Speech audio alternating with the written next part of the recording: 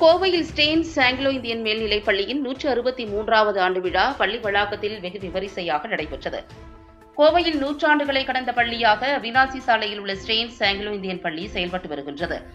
கோவையின் முக்கிய பகுதியில் செயல்பட்டு வரும் பல்வேறு சிறப்புகளை கொண்டுள்ள ஸ்டேன்ஸ் பள்ளியின் 163வது ஆண்டு விழா பள்ளி வளாகத்தில் நடைபெற்றது.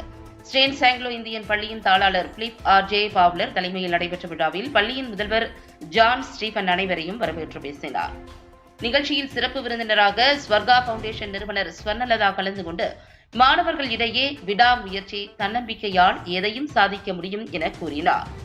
நிகழ்ச்சியில் கௌரவ அழைப்பாளராக ஸ்டேன்ஸ் பள்ளியில் பயின்ற முன்னாள் மாணவரும் இந்திய கிரிக்கெட் வீரருமான மருத்துவர் ஜெயக்குமார் கலந்து கொண்டு பள்ளியில் பயின்ற போது தம்முடைய அனுபவங்களை நினைவு கூர்ந்தார்.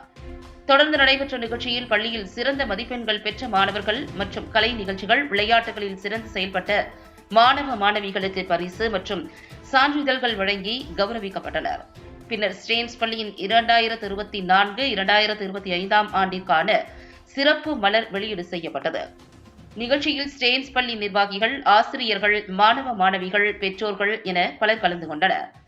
விழாவின் ஒரு பகுதியாக நடைபெற்ற மாணவர்களின் கலை நிகழ்ச்சிகள் பார்வையாளர்களை வெகுவாக கவர்ந்தது.